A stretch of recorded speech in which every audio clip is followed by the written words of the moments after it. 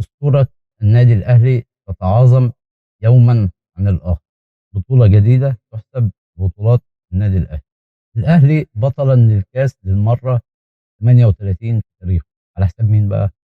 حساب نادي الحواديت، نادي بيراميدز. نادي بيراميدز من قبل أي ماتش النادي الأهلي لازم يعمل حدود، لازم يعمل اختراع، لازم يتكلم يقول لك التحكيم، يتكلم يقول لك اتحاد الكورة بيعمل للأهلي. امبارح كان التحكيم يعني كويس بغض النظر عن بعض الأوقات الحكمية، لكنه برضه كان كويس. ما كانش في حاجة تتقال إن بيراميدز يبرر فشله، أو يعلق أخطائه على شماعة تحكيم أو أي حاجة في اللقاء. عبد المنعم عمل غلطة في الماتش واتطرد عليها. الغلطة دي يعني ما تستاهلش اللي هو عمله. دي عبد المنعم لعيب دولي، يمسك نفسه أكتر من كده.